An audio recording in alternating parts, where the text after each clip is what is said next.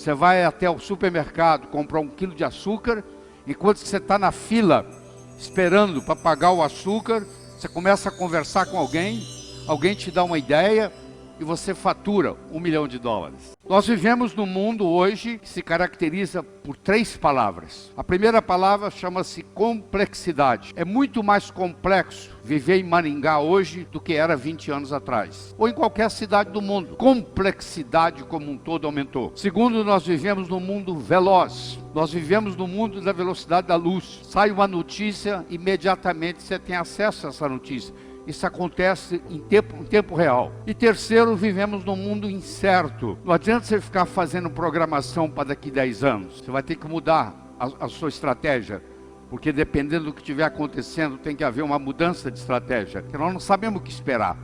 De repente acabou o muro de Berlim. De repente o dólar sobe. De repente o dólar cai. Aí toda a estratégia que você fez vai por água abaixo. Tempos diferentes produzem mentes diferentes, com novas formas de pensar. É dono do mundo hoje não quem sabe, mas quem aprende. Porque quem sabe, sabe conhecimentos obsoletos, que não funcionam mais no mundo de hoje. Aquilo que o seu avô e o seu bisavô teve sucesso, não se aplica mais ao mundo de hoje. Se você for seguir as orientações do seu avô e do seu bisavô, você vai estar desatualizado. Porque não funciona desse jeito. Teve uma época que se vendia roda de carroça, roda de carruagem. Se ganhava muito dinheiro. Hoje, a não ser que você venda pneu, porque roda de carruagem até o museu já tem. Você não vai ganhar nada. Seu bisavô pode ter ganho muito dinheiro vendendo roda de carruagem. Mas para o mundo de hoje, isso não funciona mais. Eu gosto muito do exemplo do bambu chinês. Você que é internauta, eu lhe aconselho quando você chegar em casa hoje, você digitar bambu chinês no Google, e provavelmente você não vai conseguir dormir, só de escutar a história do bambu chinês. O bambu chinês, ele é assim, ó, você planta ele, no primeiro ano ele não dá nada, no segundo ano ele não dá nada, no terceiro ano ele não dá nada, no quarto ano ele não dá nada, no quinto ano ele cresce 12 metros acima do solo. De repente, 12 metros acima do solo. Aí você fala, mas que coisa interessante. É, interessante, mas se você for mais perceptivo, você vai ver que se você olhar abaixo da superfície da terra, é uma raiz ali que começa a crescer. No segundo ano ele não deu nada, mas a raiz aumentou. No terceiro ano ele não deu nada, mas a raiz aumentou. No quarto ano não deu nada, mas a raiz aumentou. E no quinto ano existe uma raiz forte e grande o suficiente para manter 12 metros acima do solo. Isso é uma coisa que nós temos que ensinar para os nossos jovens, para os nossos alunos de graduação, que o que distingue o profissional do amador é persistência e paciência. O amanhecer só vem depois da noite toda ter passado. Roma não foi construída em um dia. O jovem tem uma ansiedade muito grande para que as coisas aconteçam. E aí você mostra para eles o exemplo do bambu chinês. O bambu esperou pacientemente por 5 anos para ter o sucesso que ele tem e se colocar 12 metros acima do solo. Paciência e persistência são 2 características que distinguem o profissional do amador. Isso aqui é uma carta mostrando, é um documento mostrando, eu vou traduzir depois para vocês em português. A sua aplicação para o doutorado não foi aceita dessa vez e, portanto, você não é elegível para a posição de professor associado. Em conclusão, nós achamos que a sua hipótese é mais de caráter artístico do que propriamente físico.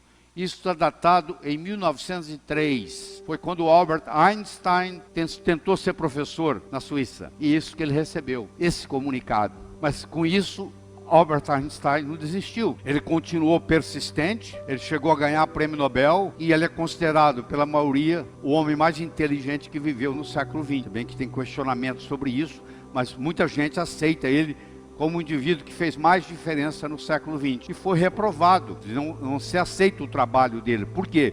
Porque os indivíduos que viviam na época dele não entendiam o que o Einstein pensava. Einstein estava anos-luz na frente dos colegas, a ponto de ser reprovado e não aceito para ser professor de uma universidade. Gostaria de mostrar para você o que é saber, o que é consciência de saber.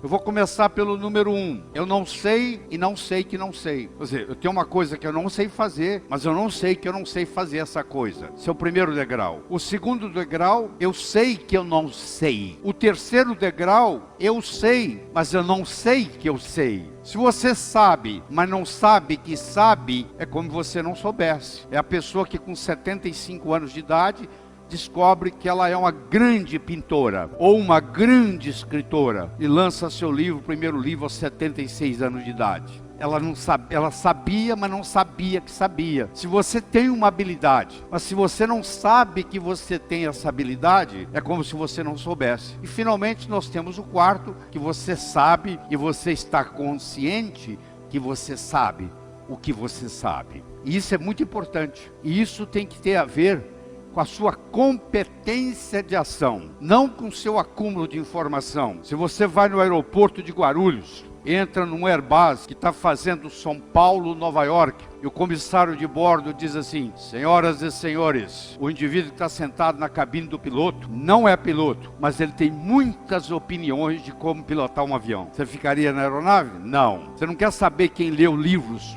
ou quem tem opiniões de como pilotar um avião.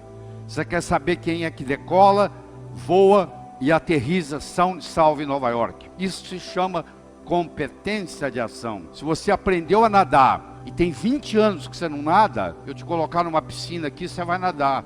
Se você aprendeu a andar de bicicleta há 30 anos atrás e você não anda de bicicleta há mais de 20 anos, eu vou lhe trazer uma bicicleta e em poucos minutos você vai estar andando. Porque aquilo ficou com você para o resto da vida. Aquilo traduz em competência de ação. A vida não exige da gente acúmulo de informação. A vida exige da gente competência de ação. Essa metáfora me acompanha há mais de 30, 35 anos. É um indivíduo atravessando um cabo de aço de um prédio para o outro. Você há de convir que 3 coisas são necessárias. Ele precisa querer, se ele não quiser, ele não anda. Ele precisa de saber, se não souber, ele cai. E precisa haver cabo de aço.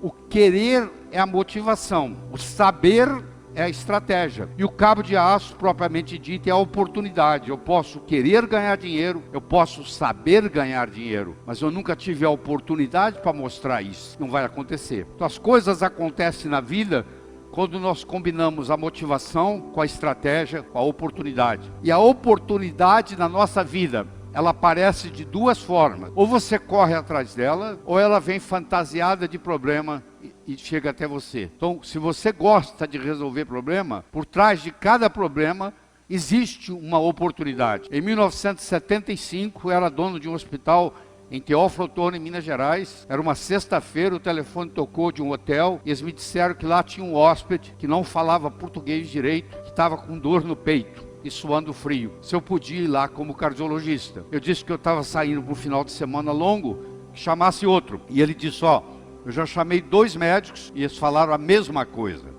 Falei, tá bom, estou indo. Cheguei lá, eu encontrei um sujeito polonês que falava praticamente nada de português. E na época eu falava muito pouco de inglês. Eu levei ele para o hospital, fiz um eletrocardiograma, ele estava infartando. Levei ele para o hospital, no caminho para o hospital, ele me pergunta assim, você conhece meu filho? Eu falei, quem é seu filho? O meu filho é o chefe de cardiologia de Harvard. O nome dele é Peter Marocco. Eu falei, eu não conheço o seu filho pessoalmente. Eu conheço os livros dele, os trabalhos, eu estudo pelos trabalhos do seu filho. 48 horas depois, o filho dele saiu de Boston, Massachusetts, e veio para Teófilo Otoni ajudar a cuidar do pai. E por incrível que pareça, ele era casado com uma brasileira, de Americana, São Paulo, e falava português. E nós fizemos amizade, e eu vou encurtar a história, e eu terminei em Harvard. Não pelo mérito, mas pela oportunidade que a vida me deu. Naquele dia, quando eu fui chamado, ninguém falou para mim que eu ia atender o filho, o pai do chefe de cardiologia de Harvard, que depois ele viria ao Brasil e que eu acabaria sendo convidado para ir para lá. Não, eu fiquei sabendo que eu ia atender alguém e que eu não poderia naquele final de semana ir para Alcobaça, na Bahia, que eu estava programado. Olha que interessante, a oportunidade, ela vem fantasiada de problemas. Por trás do problema existe a oportunidade esperando. Isso tem que ser ensinado para o jovem, a aprender a gostar de problemas, porque os problemas são os nossos melhores amigos, tá? Eles que nos fazem crescer. E você nunca terá uma segunda chance de causar uma primeira boa impressão. Então você, nos primeiros 3, 4 minutos que você conhece alguém, vai fazer uma diferença muito grande para você, o modo como você se comporta. Eu vou ilustrar isso aqui para vocês, mas do seguinte modo, que nós temos 2 tipos de poder. Nós temos o poder posicional, que é o poder da posição que nós ocupamos. Você é general do exército, todo mundo presta continência para você. É domingo de manhã, você dá de bermuda, camiseta, chinelo, você vai até a banca de jornal comprar um jornal. Ninguém sabe quem você é, a única coisa que vai se manifestar é o seu poder pessoal, que é um poder linguístico. A posição você pode perder. Você deixou de ser o CEO de uma empresa, você deixou de ser o diretor de uma escola, você deixou de ser um general do exército. Agora, o poder pessoal, você deixou de ser o capitão o comandante do avião. Isso são poderes posicionais, que são todos passageiros, todos eles passam. Agora, quando você ensina a pessoa a ter um poder pessoal, no momento que essa pessoa abre a boca, esse poder se manifesta. Isso tem que ser ensinado. A vida tem sempre o direito de nos surpreender, com coisas boas ou com coisas ruins. Nós temos que estar aberto para essa perspectiva, porque tudo o que acontece de importante na sua vida aparece num ângulo de 90 graus. Se eu perguntasse para você quais foram as 3 melhores coisas que aconteceram na sua vida até hoje, eu lhe garanto que pelo menos 2 das 3 não foram programadas. Você não levantou, acordou um dia e diz: hoje eu vou conhecer alguém, que eu vou começar a namorar, que eu vou me apaixonar, que eu vou me casar. Não foi assim. Você foi a algum lugar, você conheceu alguém, você namorou, se apaixonou, casou. A empresa que você trabalha hoje, você não acordou um dia e disse assim: hoje eu vou responder um anúncio do jornal, vou mandar o meu currículo, vou para uma entrevista de trabalho e eles vão me selecionar. Não. De algum jeito você foi para uma entrevista e você foi selecionado. Olha que interessante. A vida nos surpreende. Você tem que estar aberto para essa perspectiva. Porque as coisas importantes na vida acontecem num ângulo de 90. A importância da meta per se não é atingi-la. A meta nos ajuda a nos colocar em movimento, e nesse processo de movimento, num ângulo de 90 graus, coisas muito mais importantes vão ocorrer. Você vai até o supermercado comprar 1 quilo de açúcar, enquanto você está na fila esperando para pagar o açúcar, você começa a conversar com alguém te dá uma ideia e você fatura $1 milhão. Você foi para comprar 1 quilo de açúcar e você saiu com a ideia de $1 milhão. Então leve isso em consideração, que a vida tem sempre o direito de nos surpreender.